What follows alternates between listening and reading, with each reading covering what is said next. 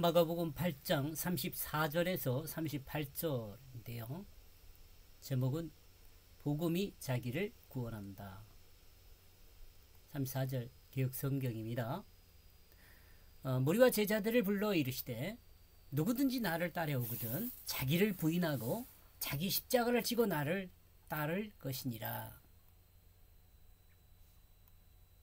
제가 번역한 건요. 그리고 그는 그 자신의 그 제자들과 함께 그 무리를 부르게 된다.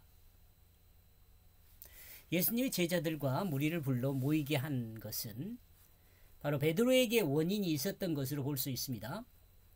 베드로의 그 고백의 내용은 문제가 없지만 베드로가 내면적으로 가지고 있는 의미가 잘못이었기에 예수님은 제자들과 무리를 다시 불러 모아 새롭게 가르칠 필요가 있었습니다. 예수님이 제자들에게 바리새인의 누룩과 헤롯의 누룩을 조심하라고 했는데 이 말을 정확히 이해하지 못한 베드로의 반응 때문입니다. 베드로는 예수님을 세속적 메시아로 생각했습니다. 유대인들이 이때 당시 유대인들이 대부분 그랬죠. 바리새인이나 헤롯이 생각하는 그런 왕으로 생각한 것입니다. 그러므로 예수님은 제자들과 무리를 다시 불러 그들에게 온전한 자신을 가르치게 됩니다. 여기서 자신은 예수님이죠. 그 자신이 그 자신들에게 말했다. 예수님이 그 사람들에게 말한 거예요. 이제 예수님은 제자들에게 다시 가르치기 시작합니다. 그 가르친 내용은 어떤 내용일까요? 이 가르친 내용은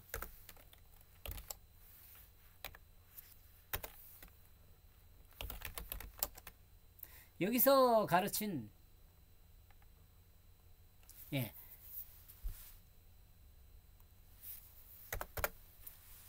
베드로처럼 잘못 생각할 수 있는 부분에 대해서 새롭게 가르치는 것이란 생각을 할 수 있죠.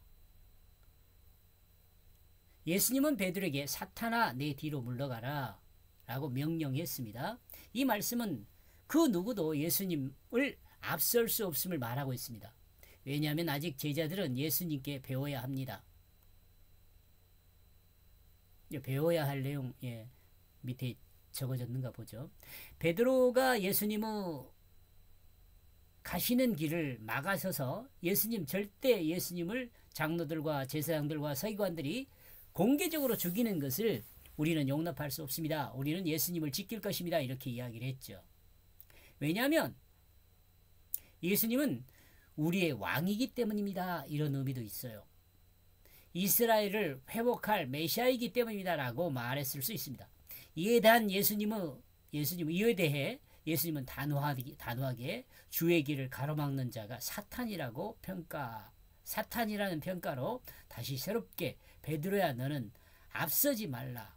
너는 내 뒤를 따라와야 한다. 라고 가르칩니다. 이런 점에서 우리는 나의 등 뒤에서 라는 표현보다는 내 손 잡고 이끌어 달라는 기도와 소망이 참으로 아름다운 것이라고 이때 당시에 생각을 했습니다.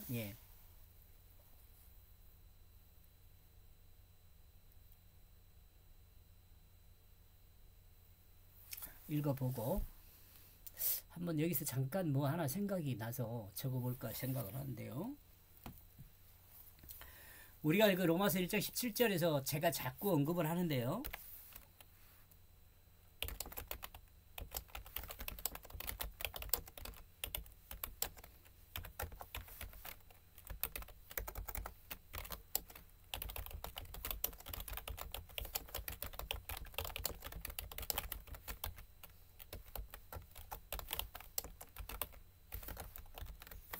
여기서 믿음으로 믿음에 이르게 된다는 것을 한번 생각해 보는데 이 앞에서 이 믿음은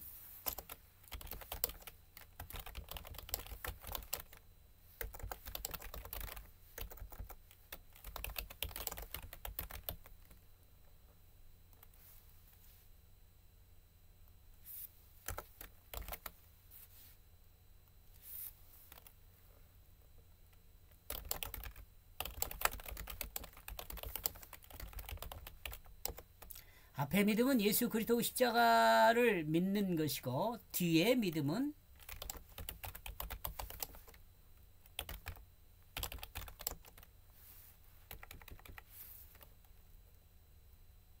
주의 믿음은 그 십자가에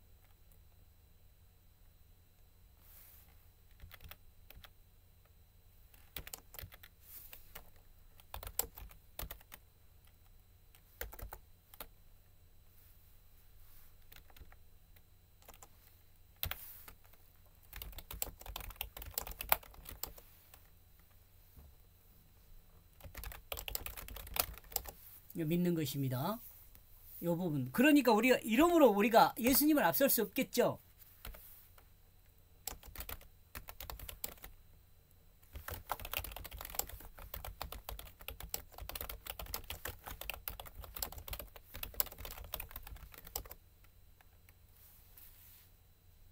이거 이해하시겠죠? 예.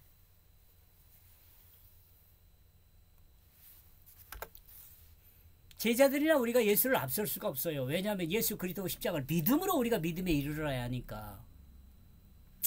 예. 이런 점에서 우리는 나의 등 뒤에서 이겼습니다. 그런 그 자신을 부인하게 되어야 한다. 예수를 믿는 사람요. 여기서 부인한다는 단어는 자기의 의한 긍정적인 판단이 아니라 타에 의한 자신을 위한 긍정적인 의미입니다.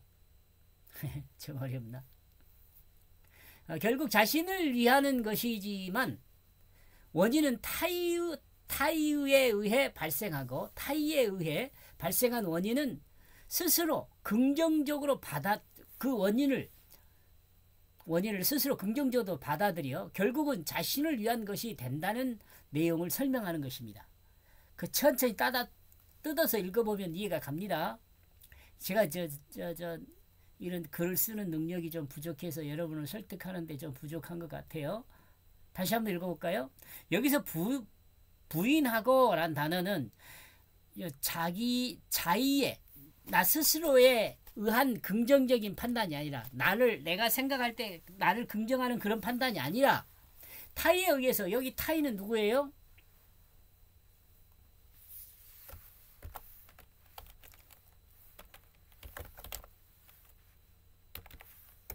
예수님을 이야기해요. 예수님.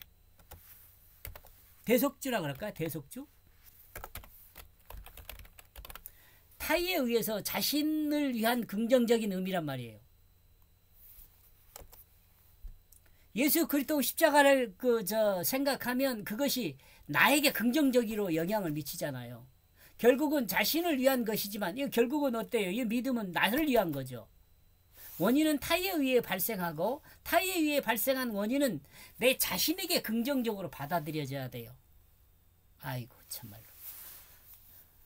이해하시겠죠? 결국은 자신을 위한 것이 된다는 내용을 설명하는 것입니다. 믿음으로 믿음에 이른단 말이에요. 다시 말하지만 이를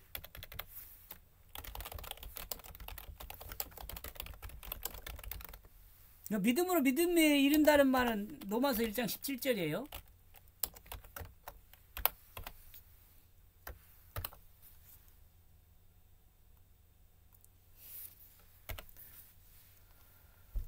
좀 더 길게 써져 있지만 결국은 이 말이에요. 예수님은 예수님의 뒤를 따라올 때는 조건이 있습니다. 그것은 바로 자기를 부인하는 것입니다. 부인하고란 말은 떨어져서 거부하다, 떨어져서 부인하다라는 의미의 단어입니다. 이 말을 어디입니까? 이 말을 좀 더 명확한 그 의미를 생각하면 그 의미를 생각하면 어떤 것을 판단함에 자기를 벗어나서 판단하라는 것입니다. 이 객관화죠. 자신을 객관화하여 자신으로부터 떨어져서 자신을 살펴보아야 한다는 것입니다. 내가 없는 상태 곧 자기 욕심의 그 마음의 작용이 없이 판단하라는 말입니다. 이 자기중심으로 판단하면 안 된다는 말을 이렇게 복잡하게 써놓은 것 같아요. 이와 같은 내용을 종합하면 예수님께서 제자들에게 자기를 부인하라는 이야기는 자기중심으로 비롯된 인간의 주관적인 행동을 하지 말고 절대적인 가치를 기준으로 한 하나님 중심의 객관적인 생각을 하라는 것입니다. 소극적으로 인간을 중심으로 한 것이지만 결국 타의에 의한 사람이라면, 예수 그리스도를 통해 거듭난 사람이라면 그는 인간을 중심으로 생각하는 것이 아니라 인류를 중심으로, 더 나아가 우주를 중심으로 생각하고 행동하게 해야 합니다. 이 결국은 섬김으로 드러나요. 이 섬김은 모든 피조물을 섬겨요.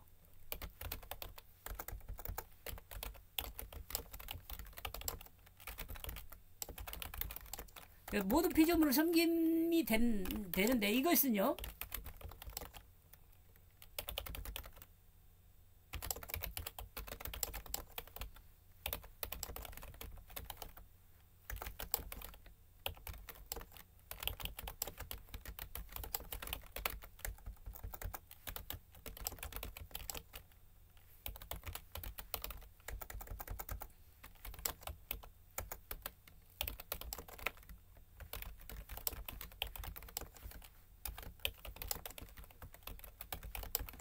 뭐 같은 말이니까 그냥 막 썩어 놓습니다.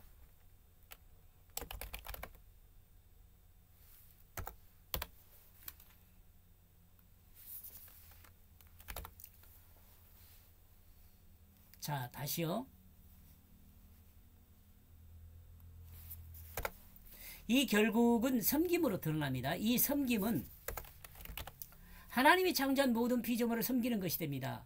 이것은, 그러니까 하나님이 창조한 모든 피조물을 섬기는 이것은 하나님이 창조한 그 태초를 회복하게 돼요.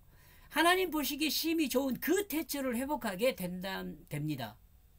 에덴을 회복하는 것이 됩니다. 그러므로 자기를 부인한다는 것은 예수님처럼 자신은 없고 오직 하나님의 뜻을 따라 사셨던 것과 같이 되는 거예요.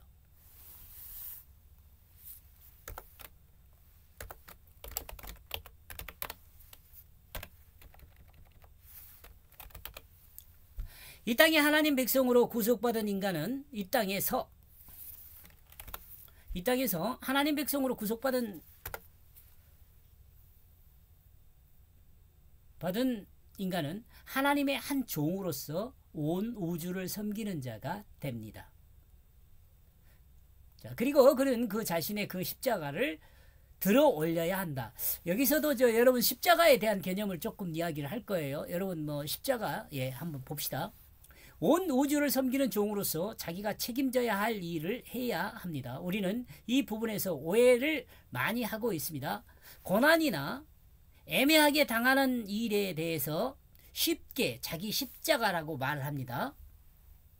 또한 자신이 가지고 있는 장애, 자신과 함께한 동반자의 부족한 점 등 너무도 다양한 십자가를 만들곤 합니다. 그러나 필자는 여기서 분명하게 확인합니다. 십자가는 예수님께서 인류를 또한 온 우주를 회복하기 위해 십자가로 구속사를 이루었습니다.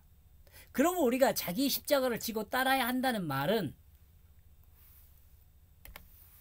하나님께서 예수님께 대속의 십자가를 주셨던 그것과 같이 우리 각자에게 주신 하나님의 뜻을 행하는 그것을 예수님은 자기 십자가로 표현하고 있습니다. 이거 이해를 했으면 좋겠는데.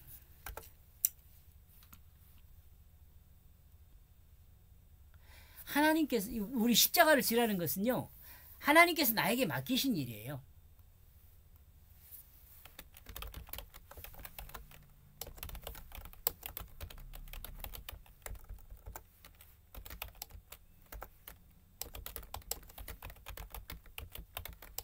하나님께서 내가 해야 할 고유한 일이라고도 볼 수 있죠.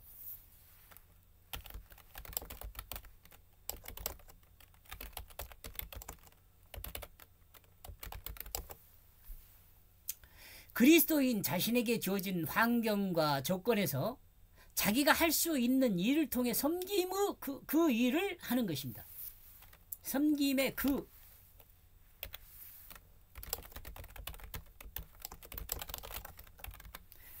그 일을 하는 것이 십자가라고 할 수 있어요.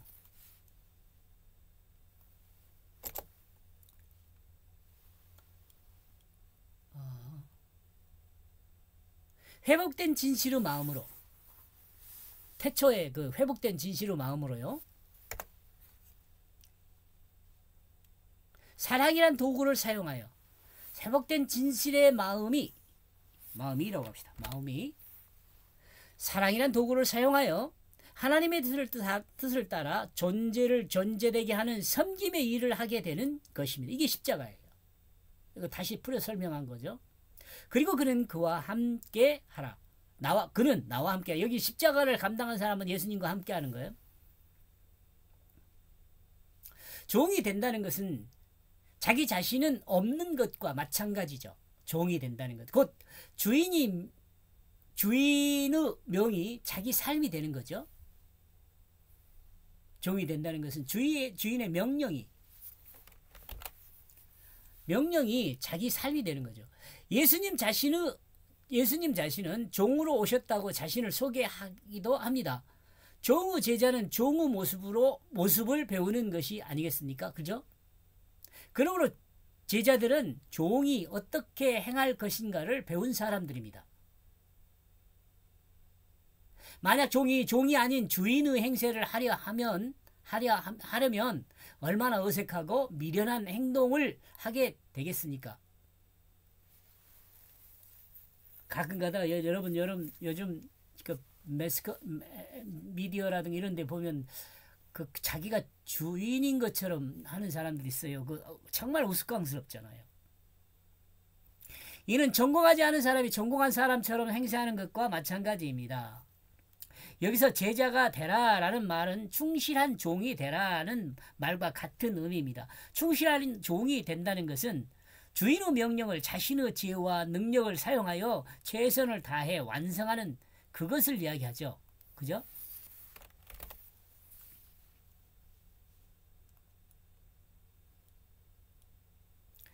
이렇게 해서 34절을 종합하면 다음과 같은 내용이 나옵니다. 그리고 그는 그 자신의 그 제자들과 함께 그 무리를 부르게 됐다.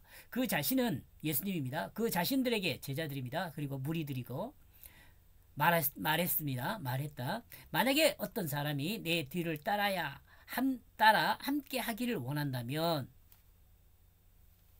그는 자신을 부정하게 되어야 한다. 지금 제가 설명했던 건 여러분 생각나야 돼요. 그리고 그는 자신의 그 십자가를 들어 올려야 한다. 그는 나를 따르라.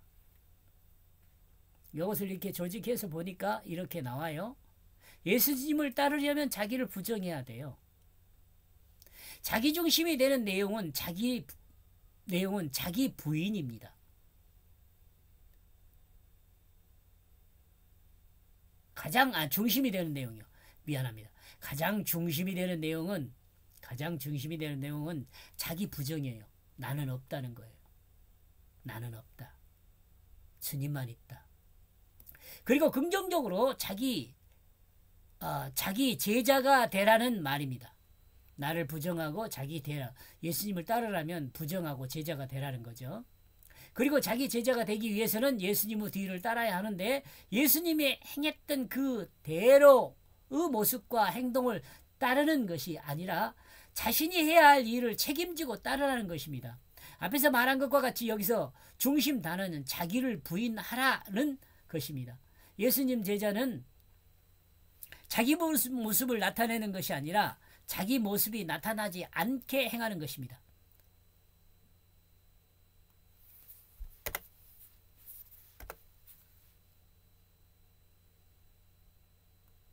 자기 모습을 나타내지 않고 하나님의 뜻을 행하는 것이 가장 아름다운 예수님의 제자가 됩니다. 이 삶은 거짓없는 삶으로 드러납니다. 조금 잔소리 들을 수도 있는데 저는 이렇게 생각해요.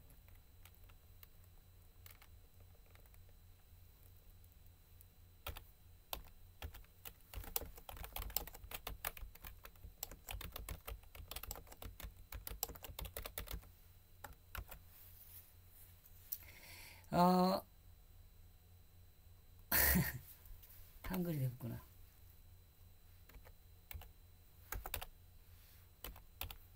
SNS잖아요. SNS. 아이고.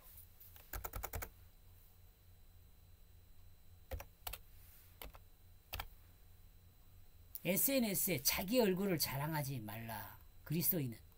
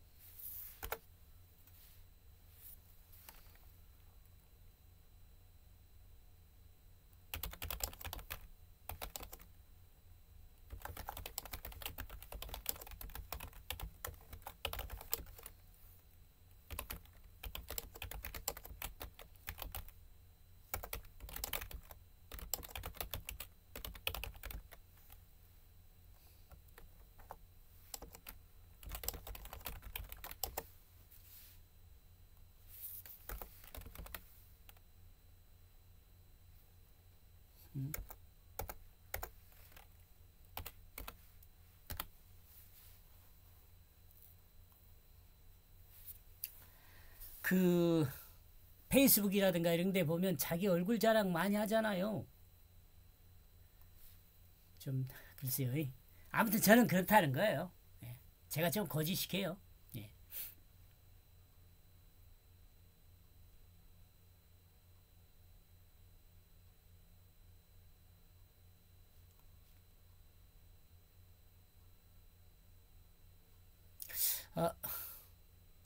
그렇다면 과연 예수님의 제자 중에 그런 제자들이 있는가?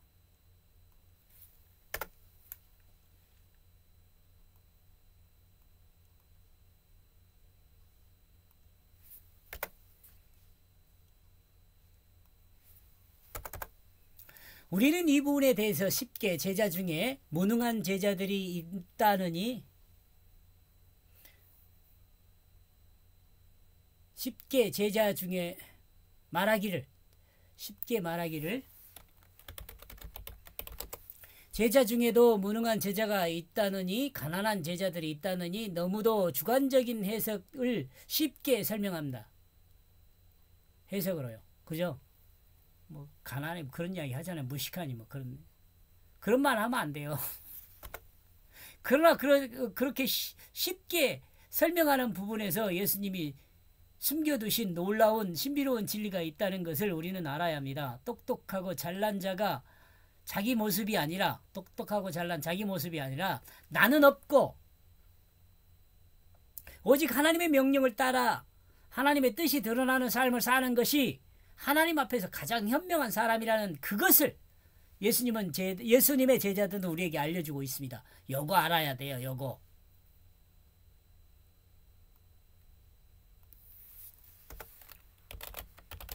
우리는 이 진리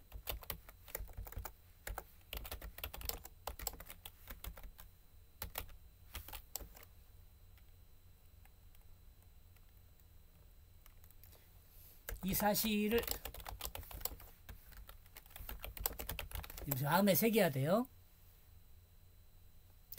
자기를 부인하고 하나님께서 각자에게 주신 하나님의 뜻을 행해야 합니다. 뜻을 행한 결과의 그 책임은 이것도요. 여러분요.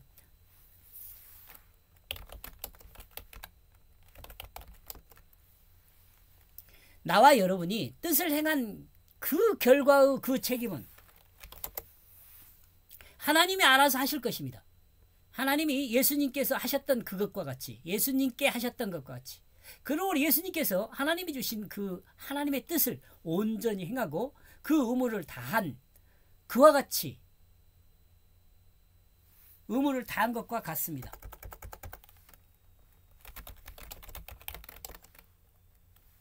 우리도 주님의 가르침을 따라야 합니다.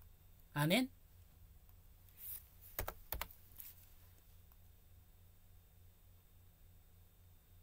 여기까지 보겠습니다. 고맙습니다.